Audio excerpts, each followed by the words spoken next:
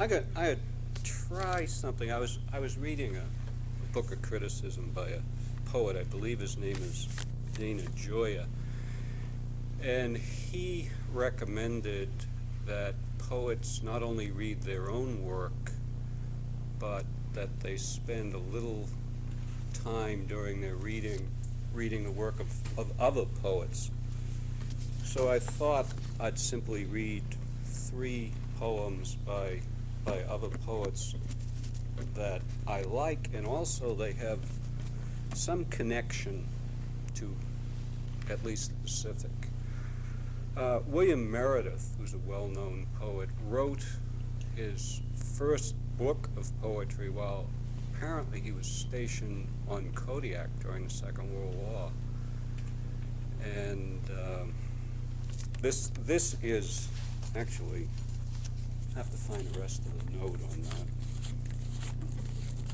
I wrote it this morning when I was going out the door. Yeah, the book was called Love Letters from an Impossible Land. It was published in 1944. And I think this was the title poem. It's called a Kodiak poem. Precipitous is the shape and stance of the spruce, pressed against the mountains in gestures of height, pleasing to Poussin the white repetitious peaks. Fond a mountain surely curl around your homeland, fondle the home farms with a warmer green. Follow these hills for cold only, or fool's gold. Easy winds sweep lengthwise along the known places. Essay brittle windows and it turned away. Eskimo houses had seal-gut windows that the east wind drummed. A fish people now, once fur hunters and fierce fire-needing, they buried their dead with faggots, and when a man went to their hell, he froze. Remembering the lands before, but much more real, look where aloft you cannot say how, except rarely, the raven, rich in illusion, rides alone. And then there's a poet, I believe, Colleen McElroy. I believe she lives in the Seattle area. And this poem's called Putting My Son Aboard the Columbia.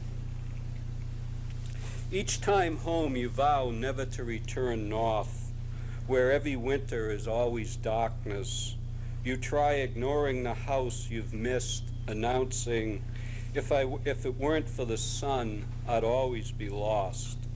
Your eyes taking on more coldness than I imagined. Your world has finally become imagination. 6 months imagining home, and the other 6 remembering how quickly age comes in the Aleutians. You were the only black aboard a ship heading into a series of too many Alaska goodbyes. Since the first trip, you have taken on the act of returning as if you were storing winter garments. Each day home, you hand me stories of boys drifting too quickly into men as you reach toward me for the ease of your own childhood.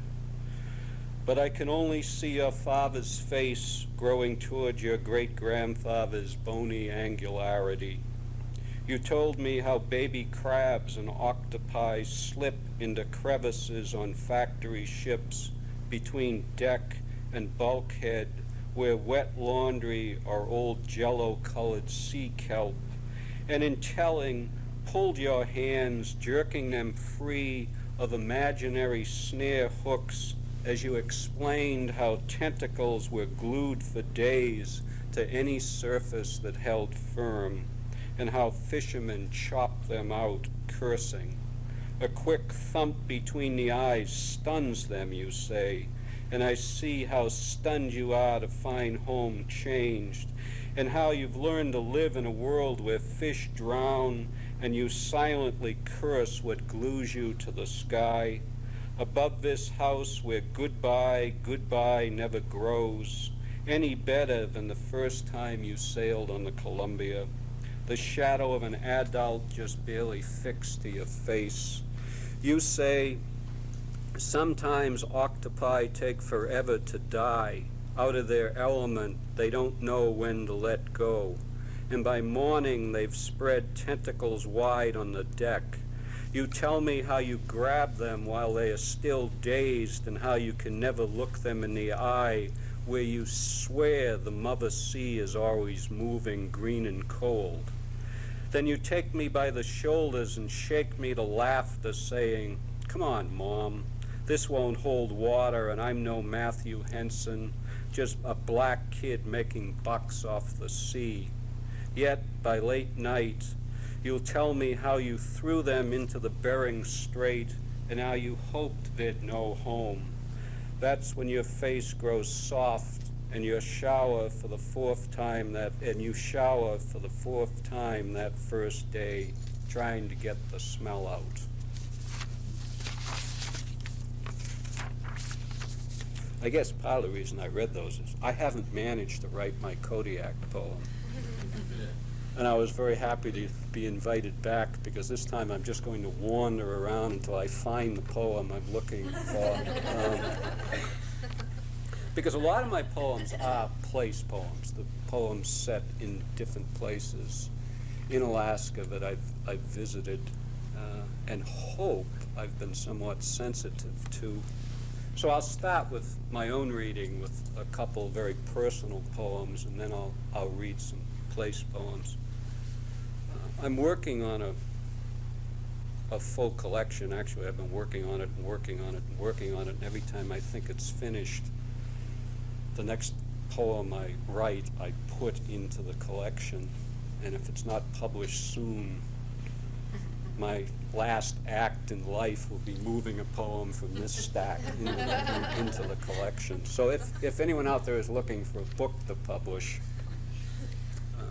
and it's called The Bend Toward Asia, and the title is from this poem, Pool Shark. He was an ancient gambler long vanished from the window table where the game became a way of life. Dim-eyed and reptilian, Willie Provincia sat on his favorite bench near the door and scanned the murk for fish. We came duck-tailed and dumb from school to lose at 9-ball to that dank and wrinkled shark who held a dime store magnifying glass against his eye to line his shots before he cleaned the table. He took our quarters one by one. A fingerling anxious for the light, I left that world. There is no small change in this Alaskan city where I live. You can see Earth's inviting bend toward Asia, and at times the coastal mountains buckle clouds that form an empty moonlit tent above us. At times I long to shine like bait in Willie's hand. Father, when the clerk after last week's rent forced the door, it was almost too late for the undertaker's gaudy art. He left little behind that day his death became official, a razor and 2 crumpled dollar bills. Crossing the Textile Avenue Bridge after his hasty wake, I watch a sad moon drag its empty net across the river, and remember the night a bartender told me my father wanted to be a tenor. I never heard him sing. Once behind the mills where we fished for carp to sell to Polish women, I hooked a fish Leo Paradise called a trout before it slipped the hook and fell back into the sluggish water, a speckled fish that made me want to sing.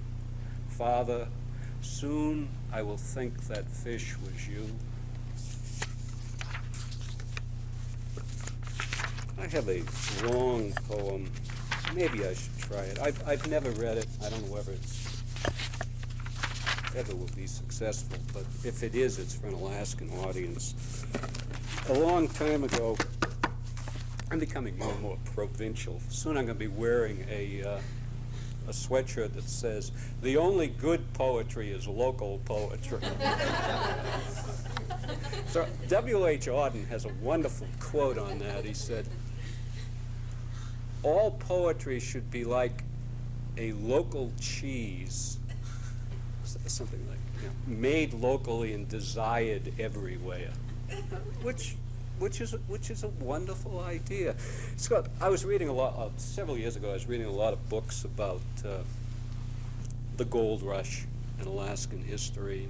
And it's pretty common knowledge, but I guess about the time Dawson was starting to fade as El Dorado, there was a Swede who didn't have enough money to get on a steamer, so after the river froze, he got a pair of ice skates, and he skated to Nome.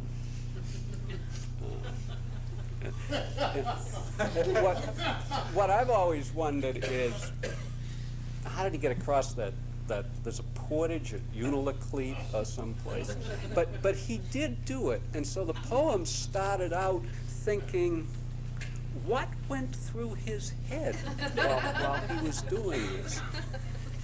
And the other little historical bit here was that apparently, according to Pierre Burton of Breton, at one time in Dawson, there was so much money that a prostitute was actually auctioned off by her madam for her weight in gold dust.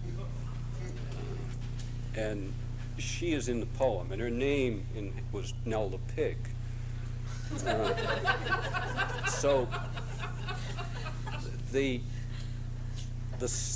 last part of the poem is her response, actually. I've had glasses for 10 years, but I still can't read with them on. I think I need the next thing after trifocals. So the beginning here is the skater. 1, leaving their diggings to the wind, miners rushed the waiting steamers, salting dreams of El Dorado, where a sayer's scales would balance with nuggets big as thunderheads. Those without money to leave town when word reached Dawson of the Cape Nome strike were as lonely as lice without bodies to love. At night, cribs were burned and false fronts painted. Clerks washed the wooden walks of guilt. 2, I cut figures in the ice, then left for Nome in late November. Oxbows were scales on which I weighed the constellations and my fate. Bending into butchering winds, I dreamed thick veins, thick as bacon slabs. Voices from a field of tundra flowers called my name. I skated for the shore where twisted figures offered me a steaming bowl, then vanished in a car of ravens, lifting like a blackened altar. I fell to my knees and sang with a trembling voice that seized my throat. 3, Nome's gray tent sagged like miners' lungs. In her front street crib, Nell the Pig draped her girls in wedding dresses and sold them for their weight in dust. On the beach, a line of rocker men shoveled back the rising tide. When my ship sailed for Seattle, they moved like moles in darkened shafts. And then I thought, Nell the Pig needs to respond. And so here is her response. Nell the Pig. Baptized Mary Nelligan in Montreal. My sister lives in Brooklyn and can hear the bridge singing like a harp at night. I was working in the kitchen of a great house on Nob Hill when I heard the gardener telling of the Klondike strike. The cook called me his Irish blackbird and made me knead his dough at night. I know the miners call me Nell the Pig. Let them call me what they will. Even curses freeze in hell. They mew like kittens in my sheets. On Sunday, after dark, the minister prays with us. He slips in by the back. Deirdre thinks all Protestants are bishops. I sold Olga my little anvil-thighed lock to a dago for her weight in nuggets. My lover was the lad who weighed the miner's gold. I greased his hair to make the fine dust stick when he ran his long fingers over it. I rinsed it every night and hid his steak. The night he left, we sucked blue plums from China long past dawn.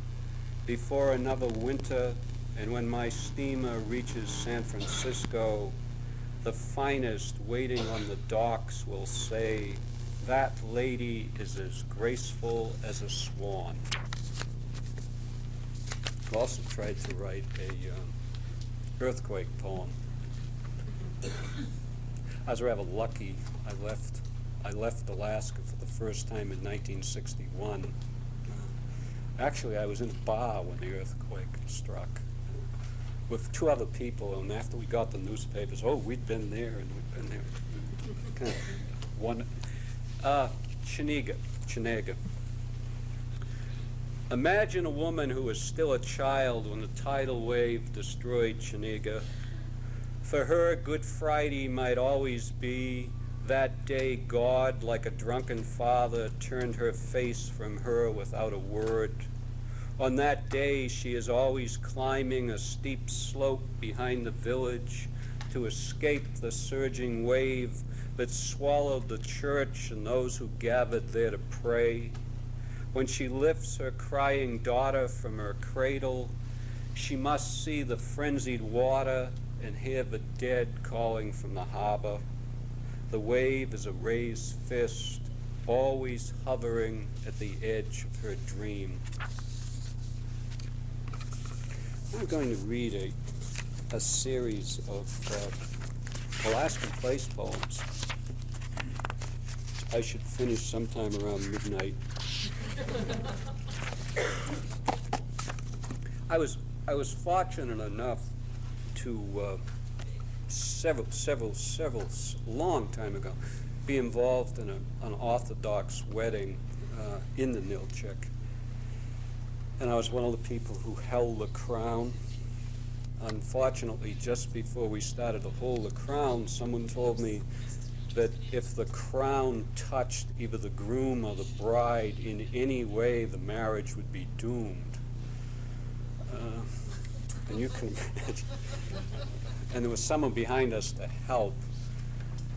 The marriage didn't last, and I felt guilt for a long, long time. The wedding of Cecilia Demidov. Waiting for the priest to arrive, I marvel at how the rain gilds each object, the wedding party on the steep path from the village, dank fireweed, fishing boats in the harbor. The ceremony begins. I listen to the deacon chant names of ancient czars and patriarchs and see their kinship in the faces of these Aleuts, fishermen who number fewer than their dead. Invited by the groom, I have come to observe with doubt this antique rite of golden crowns and icons. I have read the breviary of blood and know the genealogy of these Cossack names and forced servitude in the name of the Lord.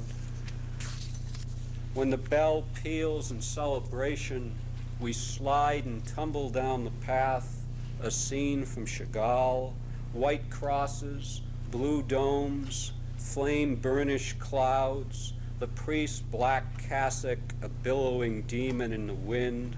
The bride rides beside her lover in a battered yellow pickup truck. Warm rain is on every tongue. As we descend from Turnagain Pass on the way home, lights from a long line of cars flicker on the thin road cut between dark mountains and the water, sections from an icon screen.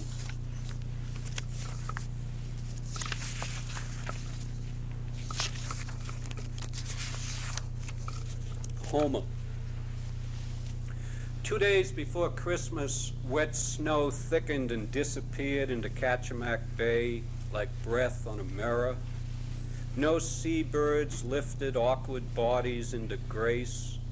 We had driven to the sea to escape a childhood dream come back, in which I go from room to room in a familiar house to find that all the rooms are empty. While we walked along the beach to avoid our hotel that overlooked the parking lot, my wife picked up a weathered piece of clay.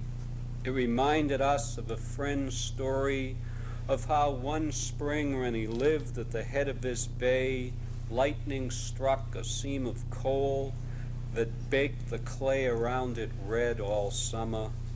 After winter storms washed it from the cliff, he would find shards scattered on the beach, so many small tongues complaining to the sea.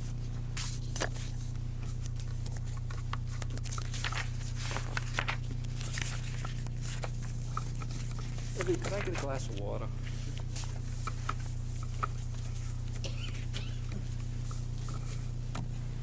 Of course, maybe that's a sign that I should be running down.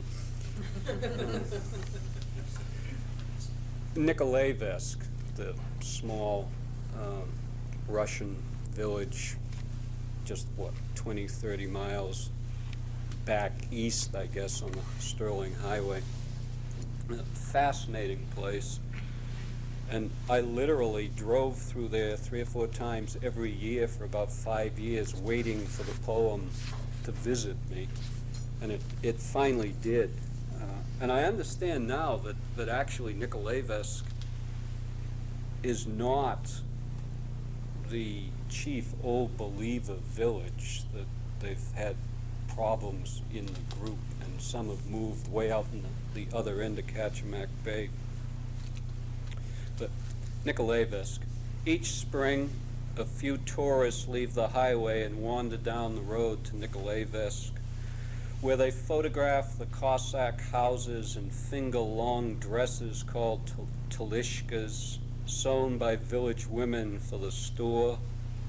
At the boatyard, the youngest men seldom speak the Russian of their fathers, old believers driven from their homes because they would not kneel to patriarch or commissar. If nothing else, faith defines its landscape, the church, its copper domes holding a faint light, long before sunrise has outlined the Kenai Mountains. Here it seems possible to talk of mist rising from fields like incense rising from a censer. And a friend of mine, I hope that wasn't an editorial comment. A friend of mine was one of the first people during the winter to climb Mount McKinley. His name's Art Davidson, and this poem is dedicated to him. And about 4 or 5 years ago, 20 years after the initial climb,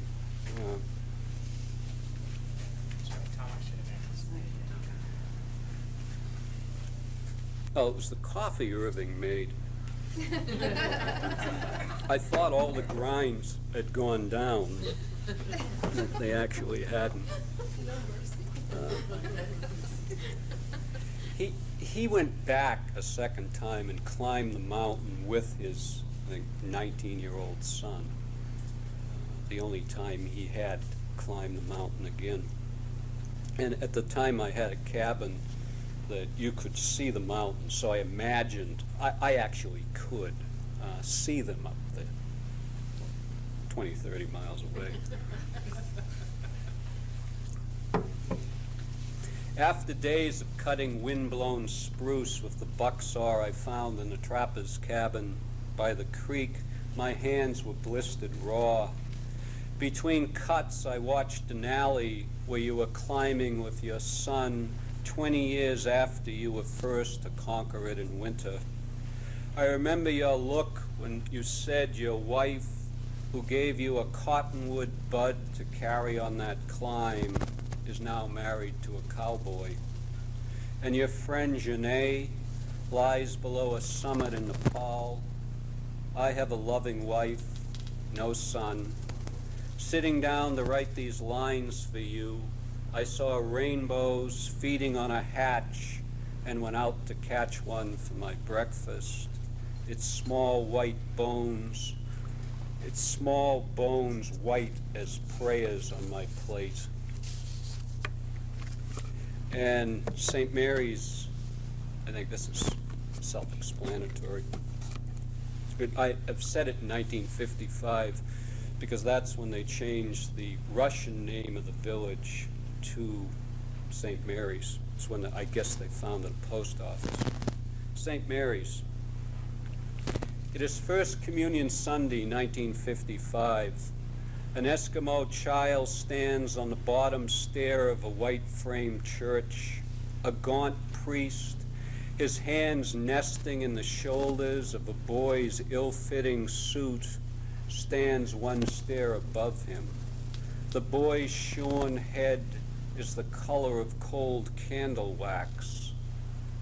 That night, when the boy goes home and his grandmother begins once more to tell the tale of how the first man falling to earth from a beach pea pod was fed and clothed by Raven, who wore a human face beneath his beak, the boy will avoid her eyes and be ashamed of the dark lines etched in her face that move like serpents as she speaks.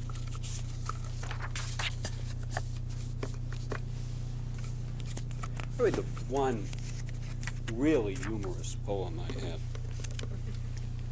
I guess it's a humorous poem unless you happen to have great investments in the Captain Cook Hotel. Or you are a relative of a governor.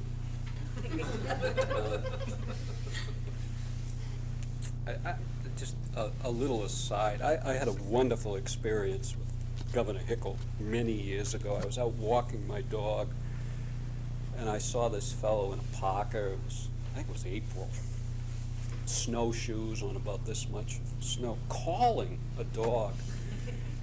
And the dog's name was Hans, and the dog would not go to the gentleman. And so the dog followed me home. And I called and I said, I'm sorry, I have your dog here.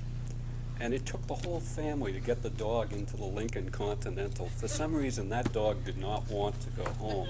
And after, I never saw Hans again. I've often wondered. If I ever get a chance to talk to the governor on one of the little talk shows, I am going to say, you probably don't remember me, but a long time ago I met your dog Hans. What's he doing now?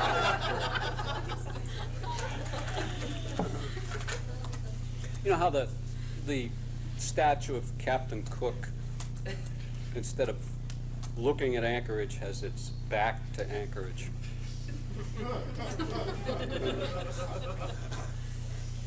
And the two quotes here, what is on his plaque, as I read when it was, they were actually painted or scribbled on the plaque at the time. With his back to the city that honors him, with this small park and statue, Cook broods above the glacial inlet where his dream of a Northwest Passage and glory for his king and England ended. He cannot read the lines scribbled on his plaque, fuck for God and love takes perspipence. Behind him, Anchorage goes on about its business. In the lobby of the Captain Cook Hotel, his flagship in miniature sails on in filtered air. Her civic leaders all wear pins that show a dancing moose.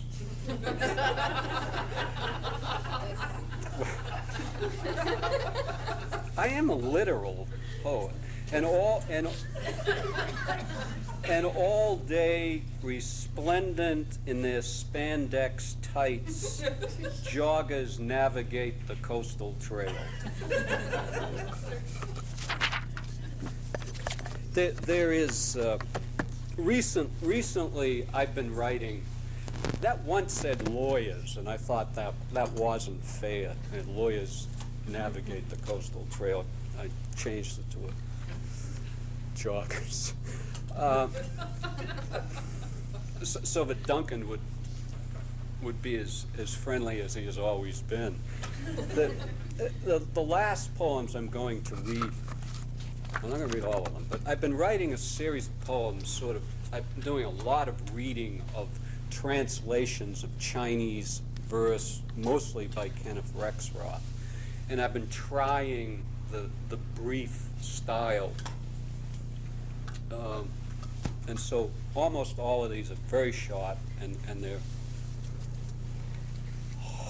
imagistic. On reading Wang Wei, when a gentle mist begins to dampen the pages of my book, I put his poems inside my jacket and resume my walk.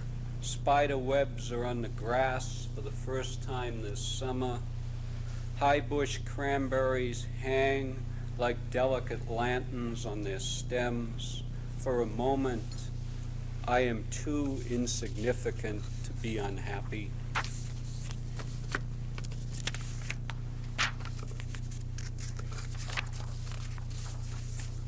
Late August on the Kenai River. The river is clear of summer's cloudy water. In the shadows, ice has begun its long season. A few leaves twist and swirl over deep pools. They are the lost boats of a defeated army. Berries stain my hands dark red before I can lift them to my mouth. It will not be long now before the moon leaves its breath on my window. Those mountain goats on their distant ridge will sleep in new snow tonight. This I call my poem of the long married. Harvest. I sense your hand touching my shoulder and your soft voice, but it is not to make love that you have turned to me in your half-sleep. Your voice whispers, we need to pick currants before the season ends. And I tumble down the bank of my own dream to our secret place where I reach out for those globed fruit, each one holding its drop of light, waiting for you to make it gel.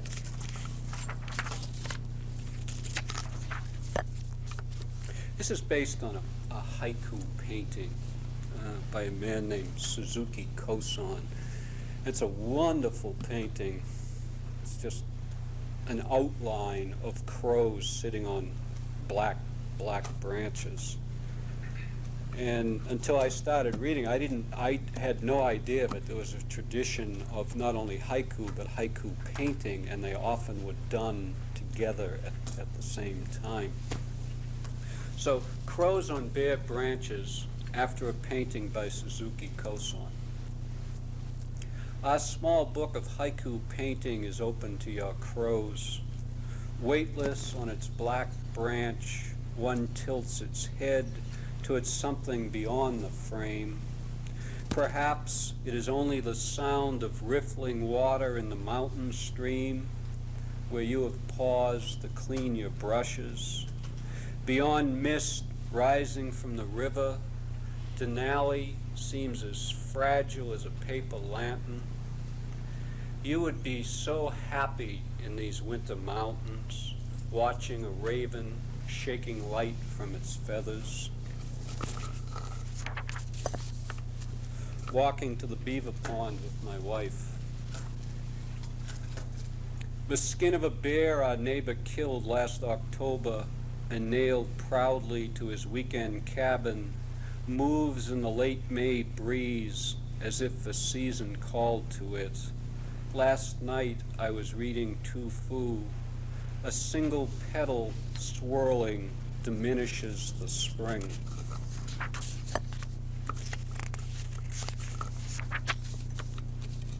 Iris. How contemplate snow opening like a blossom in the wind, the white moon's extravagant light, the ermine's winter coat. How does one begin after the wild iris opens in the marsh?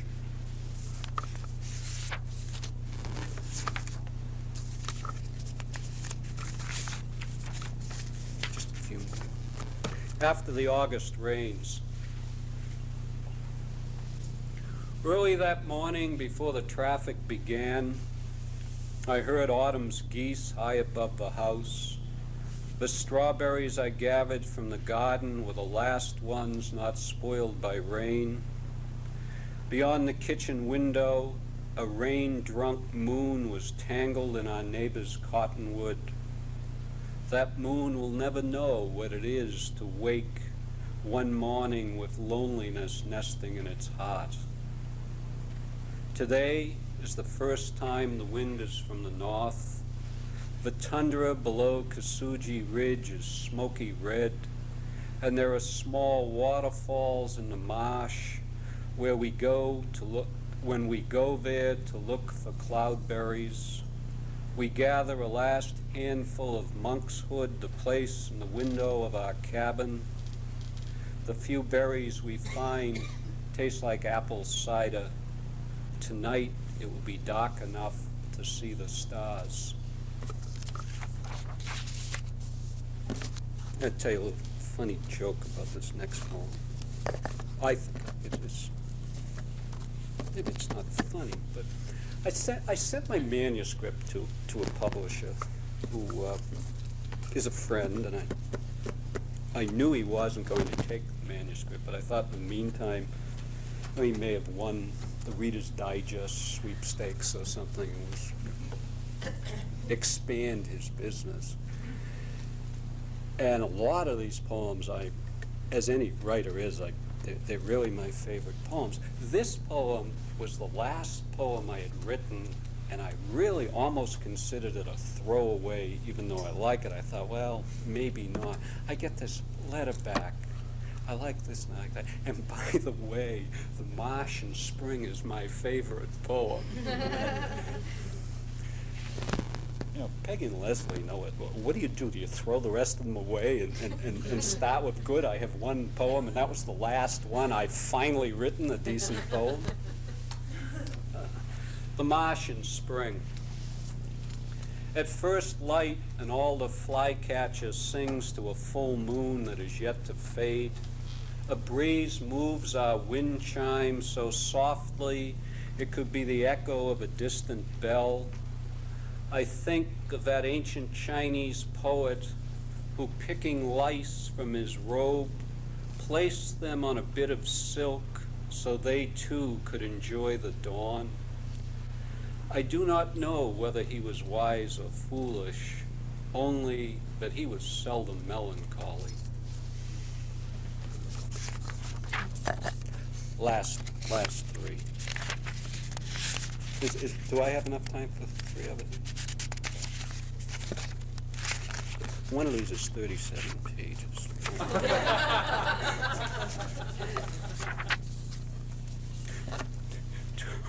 Two poems for this. I won't be here when the next child is born, so I figured I could just drag this out for a while.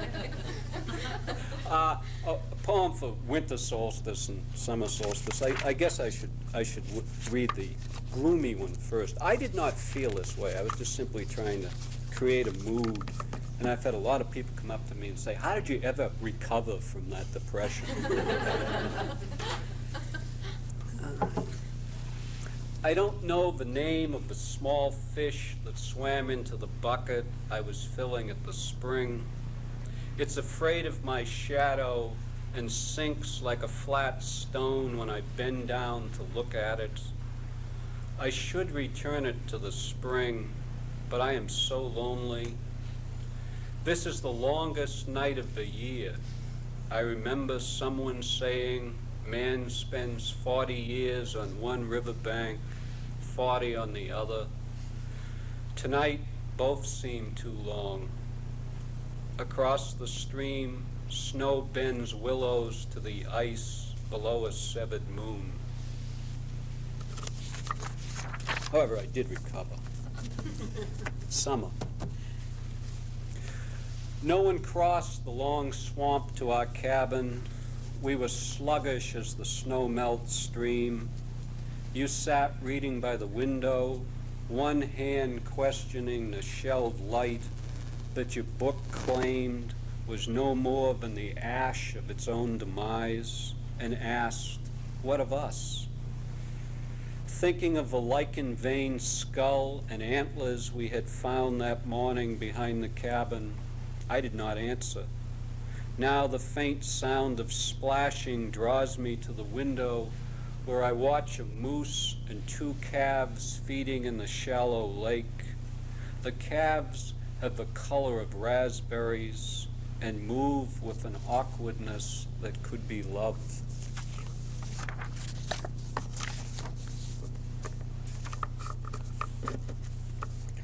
Compass Rose. Our wilderness summer was endless rain. Water stood upon the promised meadows, and sodden berries stained the turning hills. We read of narwhals and unicorns, of men who walked from Greenland to the pole. Below a summit we had yet to see, exhausted climbers waited for their planes to take them from Denali in defeat. Down on the runway in Talkeetna, other climbers talked of better seasons and the stranger from Gdansk who fell to death. Watching sunlight flicker briefly on our table, I wanted to tell you that love is our only compass rose. Instead, I talked of weather. Thank you.